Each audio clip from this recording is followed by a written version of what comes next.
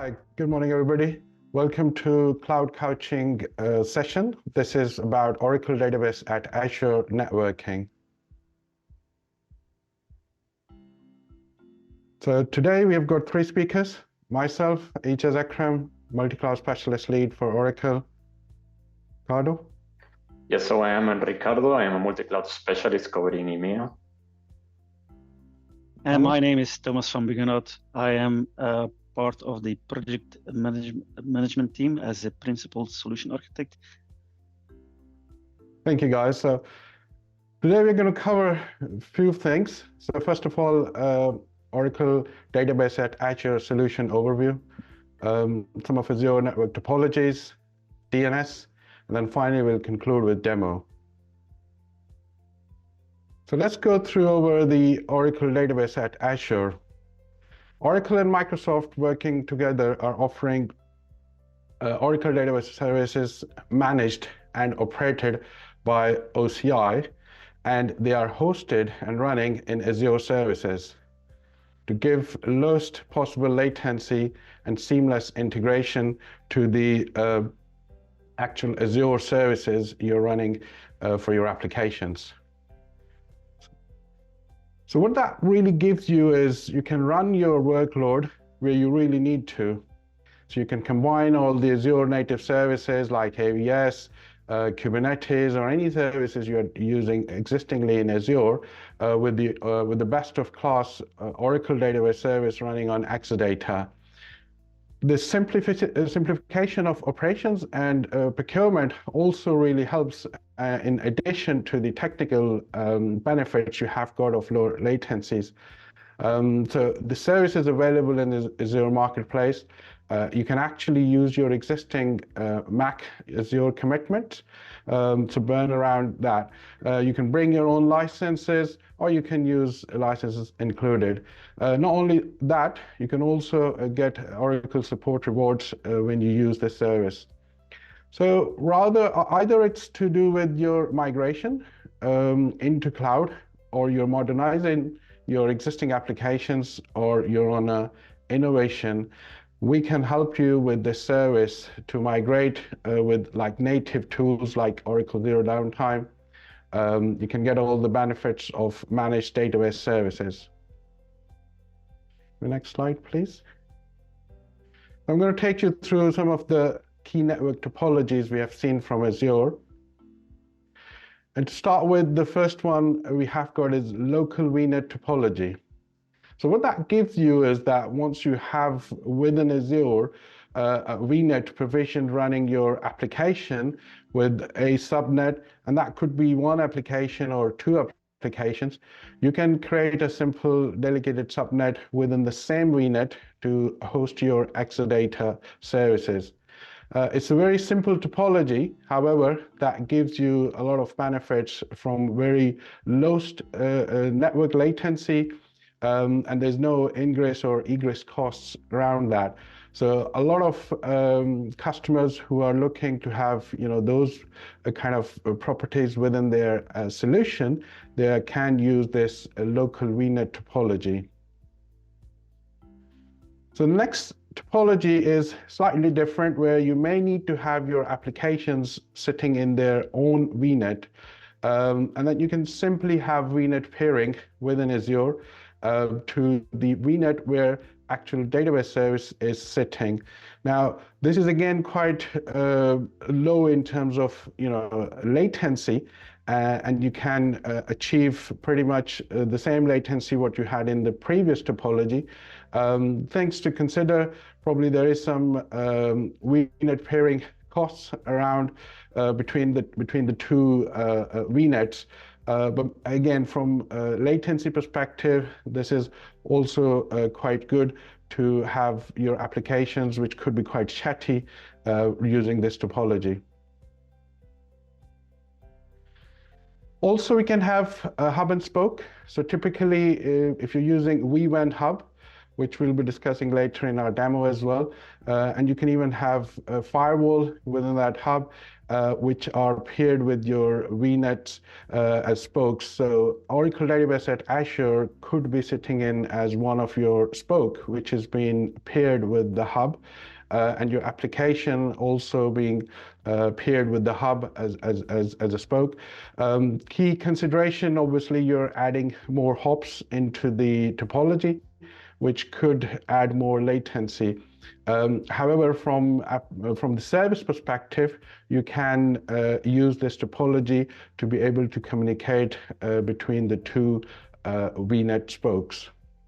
Now I'm going to hand over to Ricardo to take you through the rest of the topologies. Thank you. Hi, yes. So one of the good things of having the Oracle database at Azure is that we can unblock some other scenarios. One of the scenarios is when customers want to actually connect from an on-premise location via an express route. So as you can see in this diagram, the customer already have an existing express route connection up to their Azure region. And now what they want to do is just to reach the new Oracle database at Azure. So they can do this seamlessly just by following this architecture. So as you can see here, this is a simplified architecture where there is no firewall in the hub, in the VNet hub, and basically all the routes are learned directly in the gateway. Okay. Also, by this, transitivity will be achieved, and basically customer will be able to connect from their on-prem facility, from their on-prem data center, up to the Oracle database at Azure. Of course, when following this architecture, there are several things that need to be addressed. Well, the first one is the latency. Here, there is not only the network latency within Azure, but also the network latency up to on-prem. So, of course, if you want to follow this architecture, you need to be sure that the application that is deployed at on-prem can handle this latency. And then, of course, the cost from a networking point of view on Azure. Here, as you can see, there's going to be a cost for the VNet peering within Azure, but also for deploying the express route. So if you probably have the express route already deployed, then this is not an added cost, but it's also important to keep this in mind, okay? So the next topology is quite similar to the previous one, but let's say that the customer, instead of having a traditional VNet hub, they want to use a V1 hub, or they already have V1 hub. Okay, so again, this is pretty much the same as the previous one, but with the only difference that the express route, instead of being terminated into the virtual network gateway in a VNet hub, it is terminated on the V1 hub. Okay, so this adds some flexibility to and simplicity from the routing point of view. Okay, well, and it adds all the benefits and features of V1. As you can see here in this scenario, the customer wants to have a firewall for inspecting the traffic. Okay. So yeah, it's pretty much the same as the previous scenario with the V1, with the added capability of seamlessly adding a firewall for traffic inspection. Okay.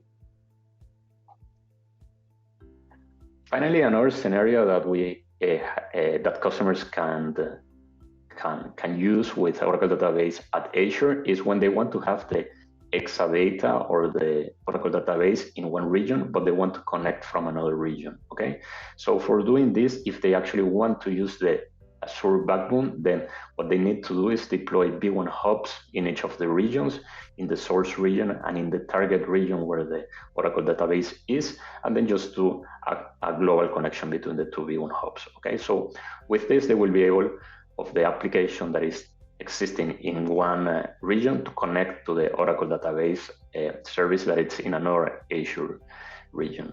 Okay, again, as in the example of express route, here an important consideration is the latency. Okay, so before jumping to scenarios like this, be sure that your application can actually support this added latency. Okay, another thing to consider in this design is that here you will be using the Azure backbone. Okay, of course there are other options for enabling global peering, like using the site-to-site VPNs. But let's say that if you want to use Azure backbone with the SLAs that it offers, this is the way forward, okay, with V1 hubs in each region.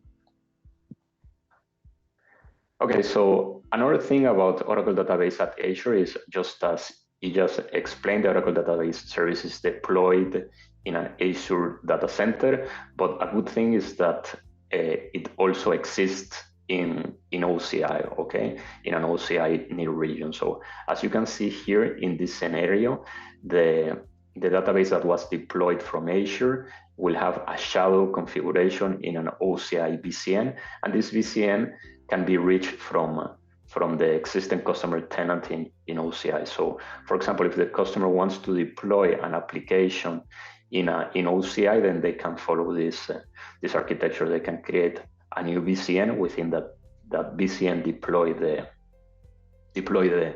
the application, and then via local peering reach the Oracle database at Azure, which exists in Azure, but it's reachable from OCI. Okay, so this is also a common and a good scenario from an OCI point of view. Okay, so now let's jump into DNS. It's an interesting topic. DNS is commonly part of networking, sometimes forgotten, but it's, as we know, it's really critical, okay? So now let's explain a bit more which are the options that we have from DNS, okay?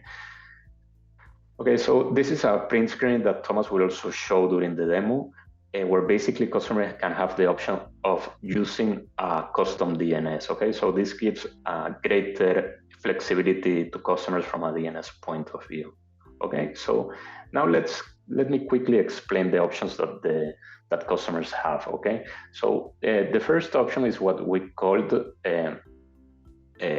basically to use the default DNS provider, or the default DNS setup, okay? So in this default DNS setup, the customer will get the Oracle VCN.com FQDN, okay? So as you can see, when you deploy, or when the customer deploy an Exadata in Azure, if they do not check the box in Azure, they will get the default FQDN. This default FQDN is a wildcard that ends up in Oracle VCN.com. And basically what this means is that all the A records that are part of this service will use this Oracle VCN.com FQDN, okay? This will be created in an Oracle private zone, okay? And there will be a one-way sync to a private DNS zone in Azure, okay? So this way, this will grant the customers a seamless integration from a DNS point of view, okay? But of course, using the Oracle VCN.com domain. We know and we understand that sometimes customers want to use their own private DNS zones or names because they want to, well, because they want to integrate it perhaps with their on-prem DNS solutions, and this is why we provide a more tailored option, okay, and with more customization. So in these second options, basically what the customer can do is they can select, or they can choose whichever DNS zone they want to use. So for example, as you can see here, they can choose to use mydomain.com or acme.corp or any private DNS zone they wish, okay? So by selecting this, what will happen is that all the A records of the service, instead of using the Oracle VCN.com, will choose the domain name or the private zone that is chosen by the customer, okay? This will exist in the Oracle Cloud in a private zone, okay? So then the next thing will be for the customer to actually sync these records that are in OCI to Azure, so that the application and the host in Azure can actually resolve this, okay? So here, if they actually want to use this custom domain name, then they will need to configure just a manual sync or just perform some custom automation, okay? Of course, this is the option where if they want to use in this option, they can use the Azure DNS resolver, the native resolver, or any other DNS server that they may want to use, okay? So in the next slide, it is kind of a summary of the different options, okay? So from fully managed to custom FQDN and custom DNS, okay? So just as we explained with fully managed, the customer gets the FQDN Oracle BCN.com, and it gets, let's say, it's fully managed in Azure and OCI, and it's completely automated. So it's kind of seamless to the customer. Then the other two options is when customer wants to use a custom FQDN as Akram.com. So this way, all the records will be created in OCI, and the customer will need to manage the sync to or the manual configuration in Azure. And finally, the last one is custom DNS, where also the customer wants to use Akram.com, but they don't want to use the Azure DNS. So they will also have to manage the sync of the configuration in OCI up to Azure. Okay, so actually during the demo, Thomas will also show that for creating custom FQDN and custom DNS, you actually need to already have a private view and a private zone created in OCI. Once you have that, you just select it, and the records part of this service will automatically get the relevant domain name. Okay, so this is all from a DNS point of view. Now I leave you with Thomas, who will explain a couple of considerations from a networking point of view. Okay. Thank you, Ricardo. Yes, so to be able to deploy the Exadata VM cluster, there are a few considerations that you need to make sure that you have set. So the first of all, you have to know about Exadata VM cluster networking is that this will be deployed into a client subnet. So the cluster requires both a client and a backup subnet, where the client subnet will be available in Azure. So this is where you will connect your applications to. This is where you will see the private IP endpoints created into the Azure VNet. What you need to know about the client subnet is that this needs to be a delegated subnet. That means that it needs to be pre-created as well as the VNet, and you have to delegate this subnet to the Oracle database at Azure. This to allow the Oracle database at Azure to manage the network resources within this subnet. You also need to provide a backup subnet CIDR block. So this backup subnet is something that you don't need to create in Azure. It will not be visible in Azure, but it's something that the service will need in OCI to be able to manage the backups. Now, we ask you to create or to supply a CIDR block or a network range block during the creation of the cluster to avoid any overlap within your network topology. You will see later in the demo where you can do this.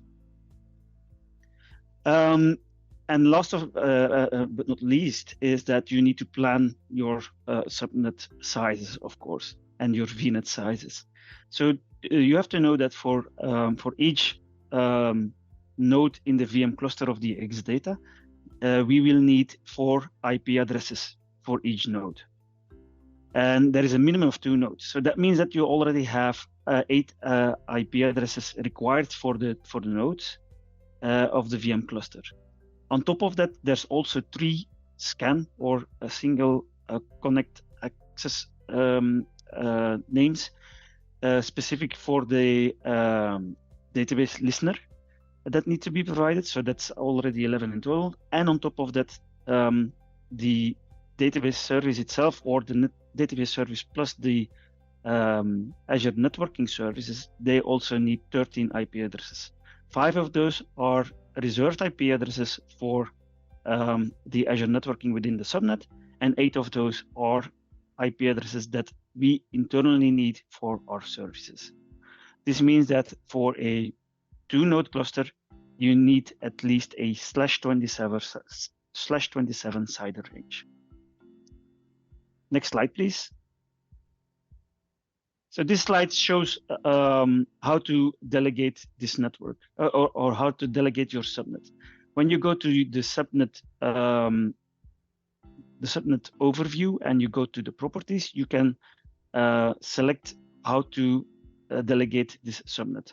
From the drop-down menu for the delegation, you have to select Oracle database network attachments in order for the service to manage the resources within this subnet.